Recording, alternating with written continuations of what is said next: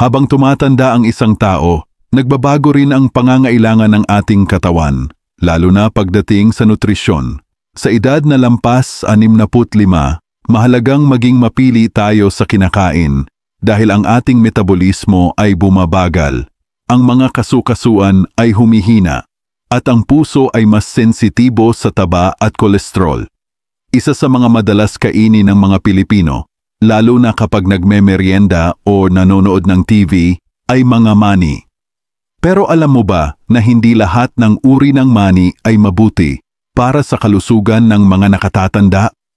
Ayon sa mga pag-aaral mula sa Harvard at American Journal of Clinical Nutrition, may mga uri ng mani na kayang magpababa ng panganib sa sakit sa puso at Alzheimer's, habang ang iba naman ay nakakapagpataas ng presyon at kolesterol. Kaya sa video na ito, tatalakayin natin ang 4 na uri ng mani na dapat kainin ng mga senior at 4 na uri ng mani na dapat iwasan, lalo na kung gusto mong humaba ang buhay at manatiling masigla kahit lagpas 65.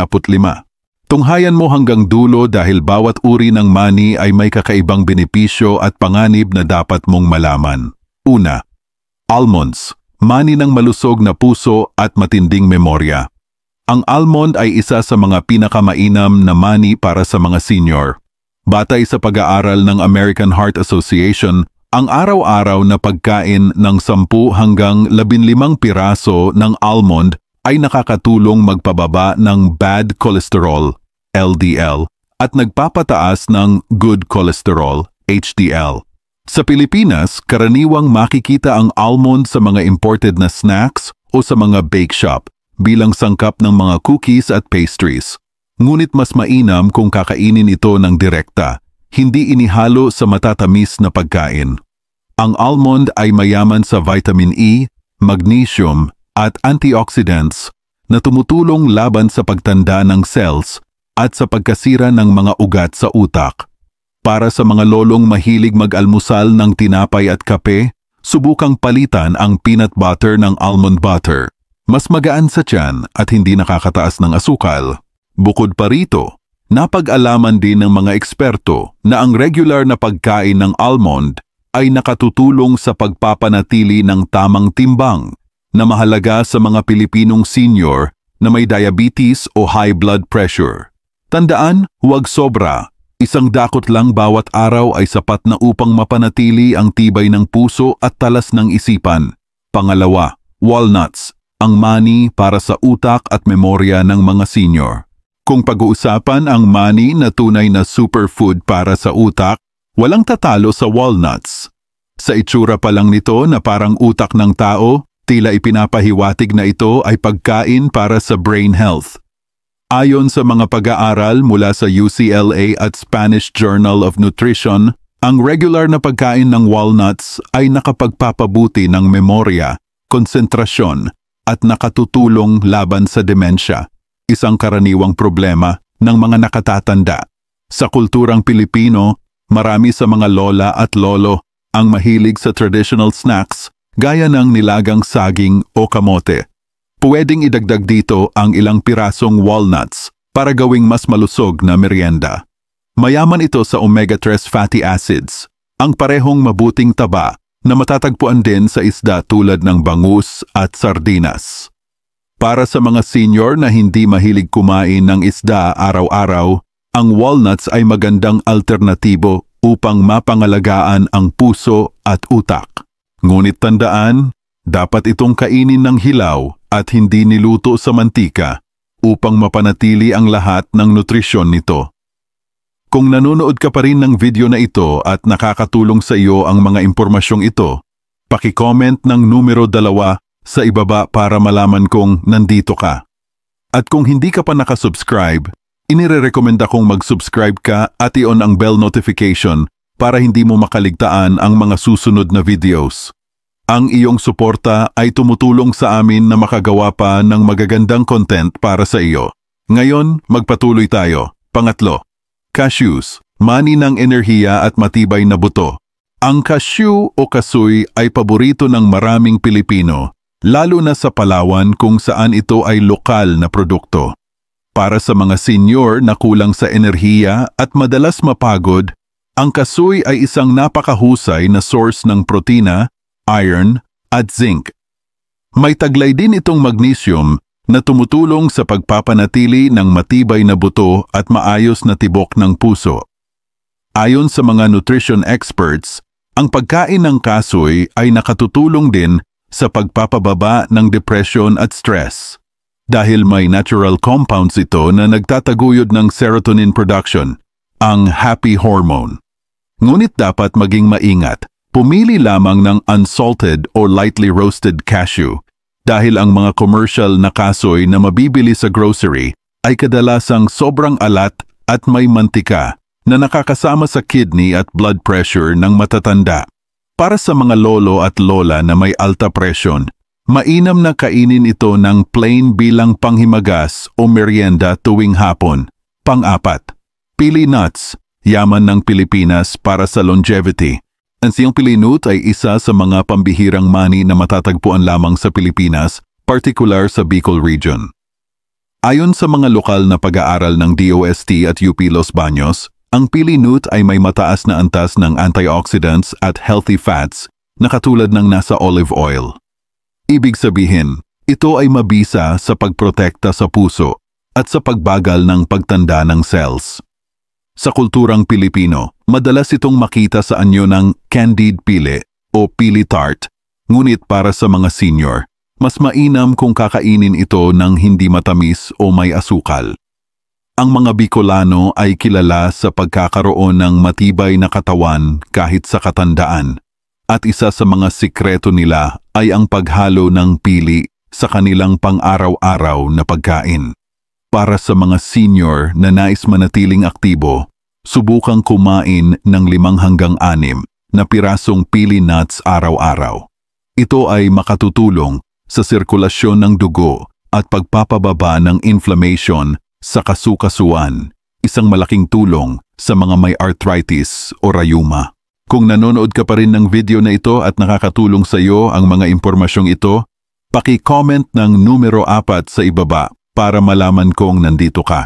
At kung hindi ka pa nakasubscribe, inirerekomenda kong mag-subscribe ka at i-on ang bell notification para hindi mo makaligtaan ang mga susunod na videos. Ang iyong suporta ay tumutulong sa amin na makagawa pa ng magagandang content para sa iyo. Ngayon, magpatuloy tayo. 4 na mani na dapat iwasan ng mga senior. Una, peanuts, lalo na fried at salted. Bagaman paborito ng mga Pilipino ang mani, lalo na kapag pulutan o kasama sa kakanin, dapat itong iwasan ng mga senior lalo na kung ito ay fried o may halong asin. Ayon sa pag-aaral ng Mayo Clinic, ang peanuts ay mataas sa uric acid at maaaring magdulot ng pananakit ng kasukasuan o gout. Kapag pinrito, naglalabas din ito ng trans fats na nakakasira sa puso.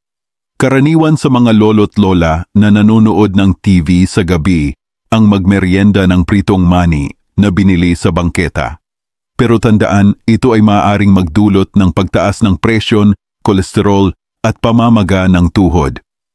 Kung gusto mo pa rin ng lasa ng mani, piliin ang boiled o dry roasted unsalted peanuts at limitahan sa maliit na portion lamang. Ang sikreto ay kontrol at disiplina. Hindi lahat ng masarap ay ligtas sa kalusugan. Pangalawa, macadamia nuts, delikado. Kapag nasobrahan, ang macadamia nuts ay madalas ituring na luxury nut dahil sa mahal nitong presyo at creamy na lasa. Subalit para sa mga senior na higit 65 anyos, dapat itong kainin ng may matinding pag-iingat. Ayon sa pag-aaral mula sa Journal of Clinical Lipidology, bagaman ang macadamia ay may good fats, monounsaturated, mataas din ito sa calories at maaaring magdulot ng mabilis na pagtaas ng timbang kapag madalas kainin. Ang sobrang taba sa katawan ng senior ay nagdudulot ng panganib sa puso, alta presyon at diabetes. Sa kulturang Pilipino, karaniwan itong isinasama sa imported gift packs o pasalubong boxes galing abroad. Kapag natukso kang kainin ito, tandaan, ang tamang portion ay 5 hanggang 7 piraso lamang bawat araw. Ang mga matatanda na may fatty liver o mataas ang kolesterol ay dapat umiwas dahil ang macadamia oil ay mabigat sa atay. Sa halip, piliin ang lokal na pili nuts o kasoy. Mas magaan sa tiyan at mas abot kaya pa. Kung nanonood ka pa rin ng video na ito at nakakatulong sa iyo ang mga impormasyong ito, paki-comment ng numero 6 sa ibaba para malaman kong nandito ka.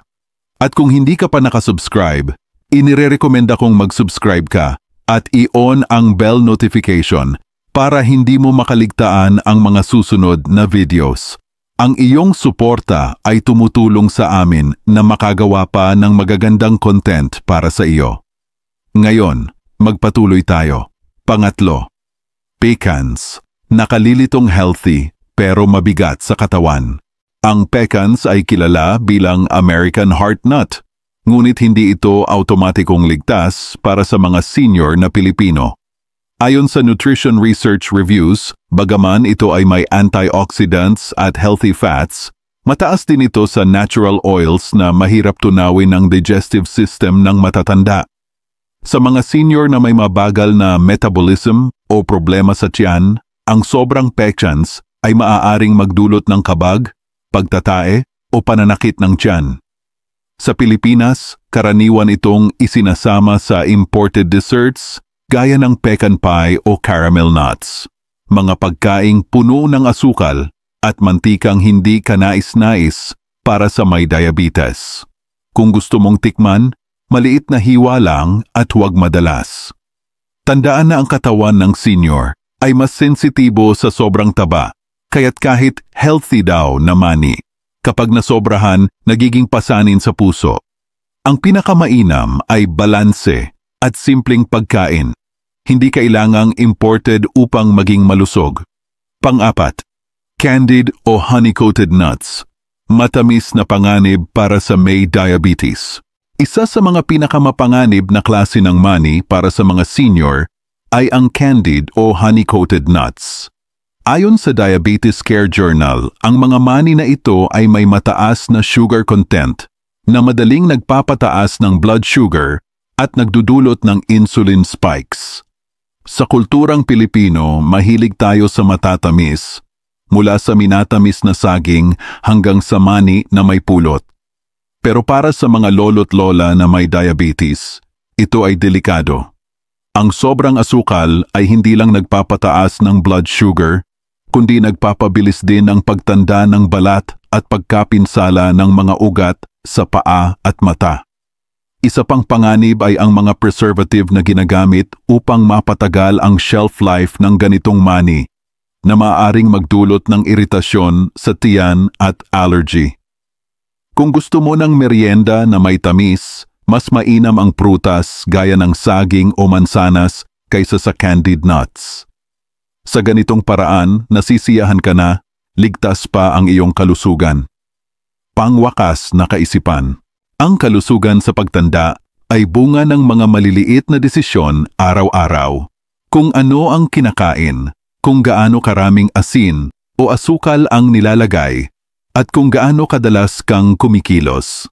Sa mga Pilipinong senior, ang pagkain ng mani ay hindi lamang pampabusog kundi bahagi na ng kultura, mula sa pulutan hanggang sa pasalubong. Ngunit tandaan, hindi lahat ng mani ay magkapareho. Kung pipiliin mo ang mga tulad ng almond, walnut, cashew at pili nut, pinipili mo rin ang mahabang buhay, mas matibay na katawan at mas malinaw na pag-iisip. Iwasan naman ang mga pritong, maalat o matatamis na mani dahil kahit kaunting pagkakamali ay maaaring makaapekto sa iyong kalusugan. Kaya sa susunod na bibili ka sa tindahan o palengke, isipin mo, ang bawat butil ng mani ay maaaring maging gamot o lason. Nasa iyong kamay ang pagpili. Kung nagustuhan mo ang video na ito at nakatulong ito sa iyo, mangyaring i-like, mag-subscribe at i-share. Ang inyong suporta ay tumutulong sa amin na patuloy na gumawa ng magagandang content upang kayo ay mabigyan ng kaalaman at inspirasyon. Salamat sa panunood at inaasahan naming makita kayo sa susunod na video.